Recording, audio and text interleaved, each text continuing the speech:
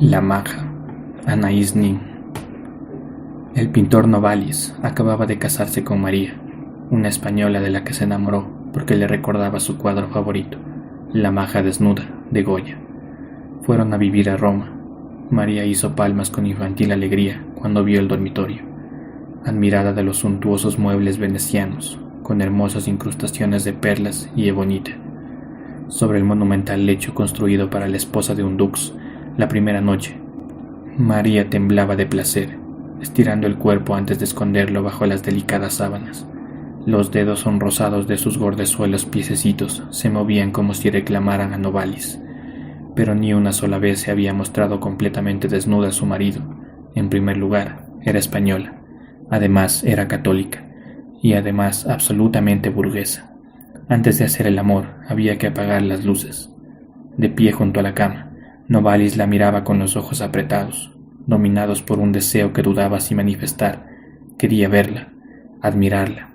No la conocía completamente a pesar de aquellas noches en el hotel, cuando oían voces extrañas al otro lado de los finos tabiques. Lo que pedía no era un capricho de amante, sino el deseo de un pintor, de un artista. Sus ojos estaban hambrientos de la belleza de la mujer. María se resistió, acalorándose algo enfadada, ofendida en sus profundos prejuicios. «No seas tonto, querido Novalis», dijo, «ven a la cama». Pero él insistió. Debía superar sus prejuicios burgueses, le dijo. El arte se mofa de semejante modestia. La belleza humana debe exhibirse en toda su majestad y no permanecer escondida, despreciada. Las manos del hombre, coaccionadas por el temor a herirla, apartaron suavemente sus dulces brazos que estaban cruzados sobre el pecho. Ella se rió. «Eres tonto, me haces cosquillas, me estás haciendo daño». Pero, poco a poco, adulado el femenino orgullo por el culto de que era objeto su cuerpo, se fue entregando, dejándose tratar como una niña, con mansas protestas, como si estuviera sufriendo una agradable tortura. Libre de velos, el cuerpo brilló con la blancura de las perlas. María cerró los ojos como si quisiera escapar a la vergüenza de su desnudez. Sobre las tensas sábanas, las graciosas formas embriagaban los ojos del artista. «Eres la fascinante y pequeña maja de Goya», dijo él. Durante semanas siguientes, nunca posó para él ni le permitió tener modelos. Se metía inesperadamente en el estudio y charlaba mientras él iba pintando. Una tarde que entró de repente en el estudio, vio sobre la plataforma de los modelos a una mujer desnuda, tendida sobre pieles, mostrando las curvas de su marfileña espalda. Más tarde, María hizo una escena. Novalis le rogó que posara para él, y ella capituló. Agotada por la vehemencia, se quedó dormida. Él trabajó durante horas, sin pausa, con franca inmodestia. Se admiró en el cuadro lo mismo que lo hacía en el gran espejo del baño, deslumbrada por su belleza, de su propio cuerpo. Por unos instantes perdió la vergüenza. Además, Novalis había puesto al cuerpo una cara distinta, para que nadie pudiese reconocerla. Pero después María recayó en sus viejos hábitos mentales, negándose a posar. Hacía una escena cada vez que Novalis contrataba una modelo, escuchando y espiando detrás de las puertas, y discutiendo a todas horas.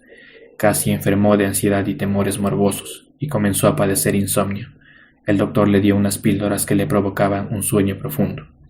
Novalis se dio cuenta de que cuando tomaba las píldoras, no la notaba levantarse, moverse alrededor y derribar los objetos de la habitación. Una mañana que se despertó temprano, con ánimos de trabajar, y la vio dormida, tan dormida que casi no se movía, tuvo una extraña ocurrencia. Apartó las sábanas que la tapaban y, lentamente, fue levantando el camisón de seda. Pudo subirlo por encima de los pechos, sin que ella diera la menor muestra de despertar. Cuando estuvo descubierto todo el cuerpo de la mujer, lo contempló tanto rato como quiso. Los brazos estaban desprendidos del cuerpo. Los pechos se extendían ante sus ojos como una ofrenda. Le excitaba el deseo, pero no se atrevió a tocarla. En lugar de eso, trajo papel y lápices. Se sentó junto a la cabecera y estuvo tomando apuntes. Mientras trabajaba, tenía la sensación de estar acariciando cada una de las líneas perfectas del cuerpo de la mujer. Pudo proseguir durante un par de horas. Cuando observó que cedía el efecto de las píldoras somníferas, estiró el camisón, la cubrió con la sábana y salió del dormitorio. Más tarde, María se sorprendió al notar un nuevo entusiasmo de su marido por el trabajo. Se encerraba en el estudio durante días enteros. pintando sobre los apuntes a lápiz que hacía por las mañanas. De este modo le hizo varios cuadros, siempre tendida, siempre durmiendo, tal como había estado el primer día que posó. María estaba pasmada por la obsesión. Creía que eran simples repeticiones de la primera pose. Novalis siempre alteraba el rostro. Dado que la actual expresión de la mujer era adusta y severa, nadie que viera aquellos cuadros se imaginaría nunca que el voluptuoso cuerpo era el de María.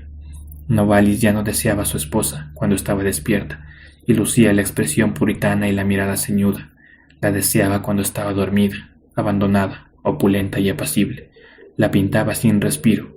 Cuando estaba solo en el estudio con un nuevo cuadro, se tendía frente al cuadro en el sofá y una corriente cálida le recorría todo el cuerpo, mientras sus ojos reposaban en los pechos de la maja, en el valle de su vientre o en el vello que nacía entre las piernas. Notaba una incipiente erección. Le sorprendía el violento efecto del cuadro. Una mañana estuvo delante de María mientras ella estaba durmiendo. Había conseguido separarle ligeramente las piernas para ver en medio, observando la pose sin limitaciones, las piernas abiertas. Se tocó el sexo con los dedos, haciéndose la ilusión de que era ella quien lo hacía.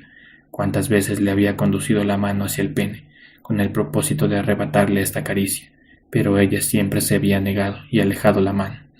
Ahora empuñó el pene con su propia mano. María comprendió pronto que había perdido el amor del pintor y no supo cómo recuperarlo. Se daba cuenta de que estaba enamorado de su cuerpo, pero solo cuando lo pintaba.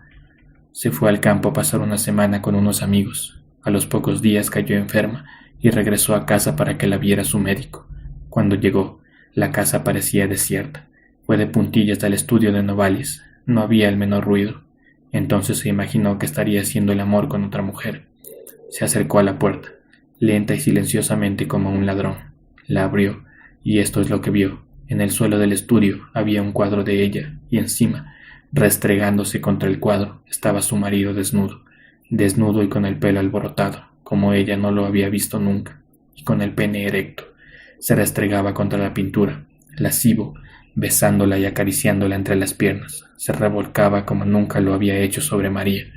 Parecía presa del frenesí, y a todo su alrededor tenía los demás cuadros de ella, desnuda, voluptuosa y bellísima. Les dirigía miradas apasionadas y luego proseguía el imaginario abrazo. Lo que estaba viviendo era una orgía con la esposa que en realidad no había conocido. Ante este espectáculo, la propia sensualidad contenida de María se incendió, libre por primera vez. Al quitarse las ropas, le reveló una María nueva, una María iluminada por la pasión, abandonada como en los cuadros, que ofrecía su cuerpo sin pudor y sin dudarlo a todos los abrazos del hombre, esforzándose por arrebatar sus emociones a los cuadros, por sobrepasarlos.